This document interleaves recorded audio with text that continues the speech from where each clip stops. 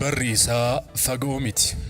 Ijaarroo ijoollummaan hireen isa fuutee jireenya daandii eegalchiifte.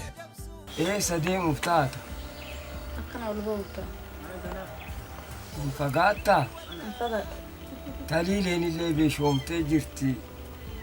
Aniif taliileen suma eeggataarraa mee socho'itii nutti deebi.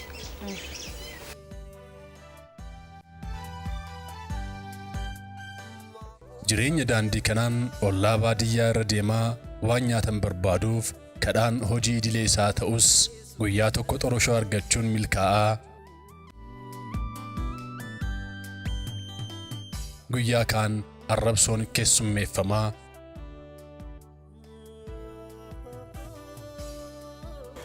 Qoonqoo beela garaa fi dheebuu imala kadhaarraa waggootaaf isa hin daangessin. Ijaarroo imala kadhaa taasisuun galaa argateen guyyoota hedduuf obboleettii isaatiif qabatee galuun kennaafii ture. Obboleettiin isaa taliileen galaa obboleessa isaarraa argatteen abbaa isaa guutuu jireenya isaa siree idileeffateef kennaa wajjin nyaataa turan. Gadadoon beelaa fi dheebuu manaa isa baaftus hambaan nyaataa balfatti gatame keessaa argamu xinsammuu isaa utubee fi wabii jireenyaa guyyaa tokko ta'uu fi hin dandeenye.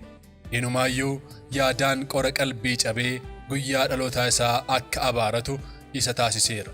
Guyyaa tokko jireenya qormaataan guutamee fi abdii hegeree dukkanaan haguuggame kana irra aanuuf ilma isaa tokkicha qabu barsiisuuf deebisotti lafa qonnaa dirra waggaa 7 gurguruuf murteesse. Haala jamte.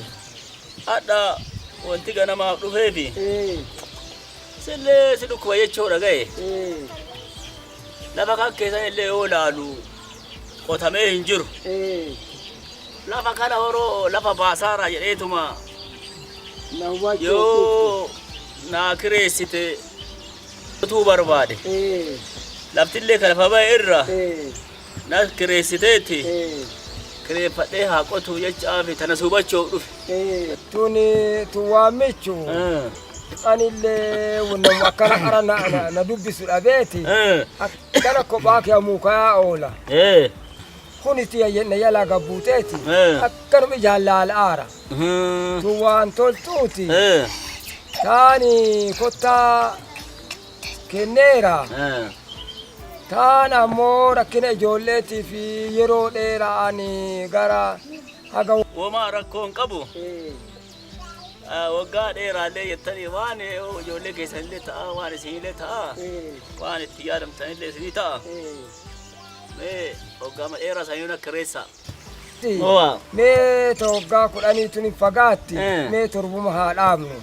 Gaafa tokko adaadaan ijaaroo gaafii dhibee isaatiif waan bira dhufteef isin malee ennun qabaan illee koonna fageesse malee waa akkana fagaachuu barbaade ilma hayyaan isin malee ennun qaba ijoolleen illee yaa rabbii ijaaroo daran deemu ijaaroo Taliileen amaanaadhaan adaadaadhaaf dabarfamtee kennamte.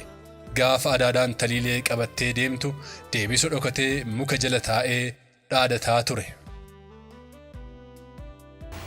Guyyaan du'a keetii hadha. Adaani lafa kee kireeffadhuuf taata.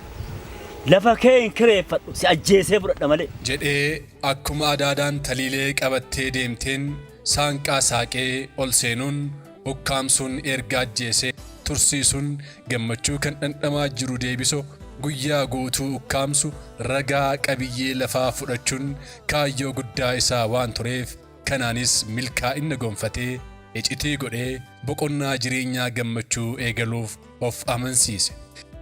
Ijaaroo mana barnootaa deemee achumaan galgalaan ollaa irra deemaa waan hirbaataaf ta'u galaa godhatee yeroo gara manaa galu abbaan isaa ukkaanfamee addunyaarraa boqateera. Ijaaroo akkuma mana seeneen galaa harkaa qabu abbaaf kenna jedhee yeroo abbaa isaa jedhee yaamu guutuun jalaa dubbachuu hin dandeenye. Ijaaroo suuta jedhee yeroo fuula abbaa isaa ol qabu abbaan isaa akka lubbuun hin jirre bare. Naasuun mogolee isa buuftee imimmaan roobsee gadoodus abbaa isaa guutuu deeffachuu hin dandeenye. Du'a abbaa isaatiin gaaddidduu gaddaatiin marfamee gogiinsa dheebuu laphee kan isa baasu imimmaan isaa ture. Ijaaroo gadda abbaa isaatiif jajjabinna hamilee dhabee waggootaaf gaaddidduu isaa wajjin muukuu bahaa jiraatus kaayyoo abbaan isaaf jedhee lafa gurgure keessa isaa waan buleef gara barnootaatti fuulleeffachuuf murte.